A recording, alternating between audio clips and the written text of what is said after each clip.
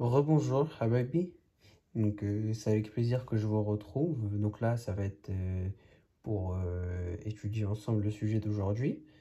Comme vous pouvez le voir, le sujet d'aujourd'hui, donc ça va être la prière et la foi. D'accord? Donc, ce sont qui, deux choses qui ont un lien. D'accord? On sait tous à peu près ce que l'une et l'autre veulent dire et on va voir tout de suite ce que ça veut dire. Alors, déjà, prière, d'accord? Donc la prière, qu'est-ce que c'est? Donc, la prière, dans un premier temps, c'est ouvrir son cœur à Dieu, d'accord? Donc c'est pour mener une discussion avec Dieu, d'accord? Pour lui faire part de tous nos remerciements, de toutes nos demandes, etc. D'accord? Donc, le deuxième point, c'est un moyen de communication entre Dieu et l'homme, d'accord? Pourquoi? Parce qu'on vient de dire que c'est ce qui permettait d'entretenir une relation. D'accord? Pour entretenir une relation, par exemple, entre vous et vos amis, bah, vous devez vous parler, vous envoyer des messages, vous appeler, vous voir, etc. Avec Dieu, c'est pareil. D'accord? Prier dans l'Ekbeya, donc ça, c'est notre façon de lui parler. Et prier la Bible, notre façon d'écouter Dieu. D'accord? C'est Dieu qui nous parle à travers la Bible. D'accord? Et dernier point, c'est pour orienter son esprit vers Dieu. C'est-à-dire se concentrer complètement vers Dieu, lui accorder toute notre attention, d'accord? Comme ça, tout notre cerveau, toute notre tête et tout notre corps, il prie Dieu et il est concentré avec Dieu. D'accord? Allez, on passe à la suite.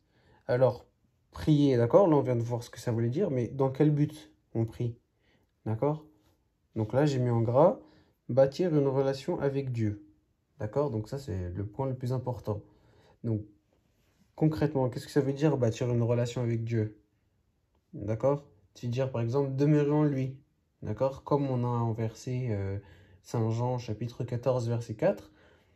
Demeurez en moi et je demeurerai en vous. D'accord? Ça, c'est l'évangile de Saint Jean. Donc, demeurer en lui. C'est pas seulement le connaître, aller à l'église le dimanche et après, le reste de la semaine, on oublie, par exemple. Non, c'est demeurer. Le fait de rester dans le temps avec Dieu. D'accord? Aussi, marcher avec lui. D'accord? Donc, on a un deuxième verset de l'Épître de Saint Paul qui dit: Ainsi donc, comme vous avez reçu le Seigneur Jésus-Christ, marchez en lui. D'accord? Ça veut dire suivre ses commandements. Ok? Et dernière chose, dans le point bâtir une relation avec Dieu, c'est de croître en lui. Donc on a un autre verset encore. Nous croissions à tous égards en celui qui est le chef, Christ. Donc ça c'est un verset de Saint Paul, épître d'Éphésiens. D'accord? Croître, ça veut dire être de plus en plus proche de Dieu, toujours prier de plus en plus, d'accord? De ne pas rester toujours au même niveau spirituel, d'accord? Donc si on priait un peu, bah, on prie encore plus, etc. D'accord?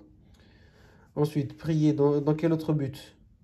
Donc croître spirituellement, c'est ce qu'on vient de dire, et aussi nous préparer au second avènement du Christ.